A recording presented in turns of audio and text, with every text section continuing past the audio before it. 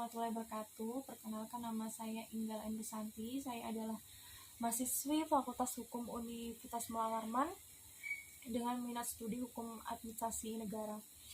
Di sini saya akan membahas tentang administrasi pemerintahan dalam Undang-Undang Cipta Kerja, di mana ini adalah sebagai pemenuhan tugas ujian tengah semester mata kuliah yang diampu oleh Bapak Solihin Bone SHMH.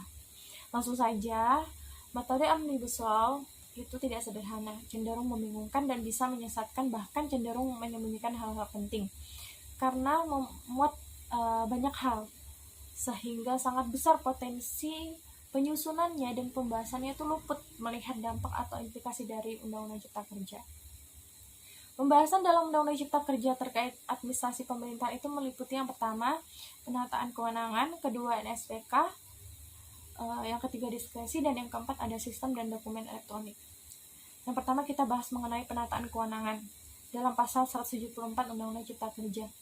Bunyinya adalah, dengan berlakunya undang-undang ini, kewenangan menteri, kepala lembaga, atau pemerintah daerah yang telah ditetapkan dalam undang-undang untuk menjalankan atau membentuk peraturan perundang-undangan harus dimaknai sebagai pelaksanaan kewenangan presiden. Nah, dalam sistem presidensial, segala kewenangan menteri dan lembaga itu memang merupakan bentuk pelaksanaan kewenangan presiden. Namun, tidak demikian halnya dengan kewenangan pemerintah daerah, di mana dalam konstitusi kita, pemerintah daerah itu penyelenggaraan pemerintahannya terpisah dari pemerintah pusat berdasarkan asas otonomi. Jadi, jika Undang-Undang Cipta Kerja ini menganggap pelaksanaan pemerintah daerah adalah bentuk pelaksanaan kewenangan presiden, ini tentunya akan melanggar konstitusi. Yang kedua, tentang NSPK, norma standar prosedur kriteria. Pasal 176 Undang-Undang Cipta Kerja.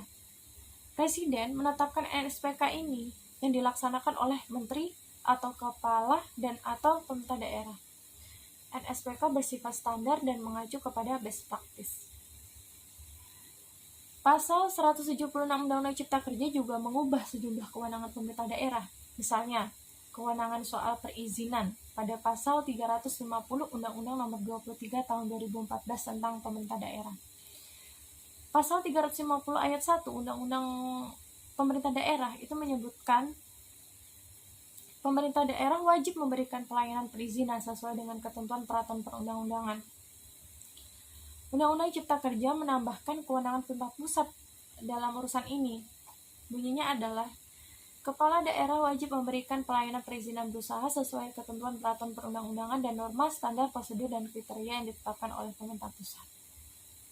Nah, dari sini itu sangat nampak sekali bahwa Undang-Undang Cipta Kerja ini memberi wewenang ekstra bagi pemerintah pusat dalam urusan perizinan. Lanjut yang ketiga, masuk kepada diskresi. Undang-Undang Cipta Kerja ini menimbulkan persoalan baru dengan menghilangkan syarat bagi pejabat pemerintah untuk melakukan diskresi, yaitu dalam pasal 175 Undang-Undang Cipta Kerja menghapus syarat tidak bertentangan dengan ketentuan peraturan perundang-undangan bagi pejabat pemerintah untuk melakukan diskresi. Bahwasannya, diskresi ini memberikan ruang gerak bagi pejabat pemerintah untuk melakukan suatu tindakan tanpa perlu terikat sepenuhnya pada undang-undang, asalkan tujuannya untuk kepentingan umum. Undang-Undang Administrasi Pemerintahan itu membatasi penggunaan diskresi agar tidak bertentangan dengan peraturan perundang-undangan. Undang-Undang Cipta Kerja itu ditujukan untuk mencegah diskresi disalahgunakan agar tidak dilakukan untuk kepentingan dan keuntungan pejabat yang bersangkutan. Ini akan berdampak buruk bagi iklim administrasi pemerintahan karena potensi untuk menyalahgunakan diskresi. Kenapa? Ini apa masalahnya? Undang-Undang Cipta Kerja ini juga memungkinkan penggunaan diskresi secara luas termasuk oleh presiden. Jika presiden melakukan diskresi, tidak ada lagi kontrol terhadap diskresi presiden karena tidak ada lagi jabatan yang lebih tinggi untuk mengawasi presiden. Selama ini yang bisa mengontrol presiden adalah peraturan perundang-undangan, namun syarat tersebut sudah dihapus. Lalu sehingga sampai saat ini itu yang menjadi problematika pembahasan Undang-Undang Cipta Kerja terkait administrasi pemerintahan. Siapa yang akan menjadi kontrol presiden dalam melaksanakan diskresi? Lalu yang keempat adalah sistem dan dokumen elektronik.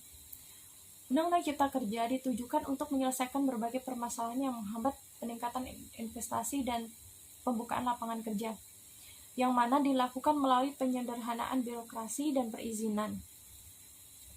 Kemudahan bagi pelaku usaha terutama UMKM, ekosistem investasi yang kondusif, hingga penciptaan lapangan kerja untuk menjawab kebutuhan angkatan kerja yang terus bertambah, serta kemudahan dan kepastian dalam proses perizinan melalui OSS atau Online Single Submission. Penyederhanaan perizinan itu baik sebenarnya, akan tetapi penyederhanaan izin tersebut harus tetap memperhatikan standar penataan ruang dan standar lingkungan hidup.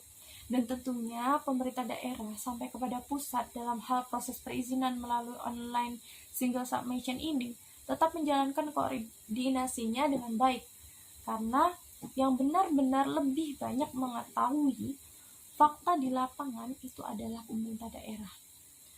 Jika OSS ini tidak memperhatikan hal-hal tersebut yang sudah saya sebutkan, itu dikhawatirkan akan menghancurkan penataan ruang dan menurunkan standar lingkungan hidup.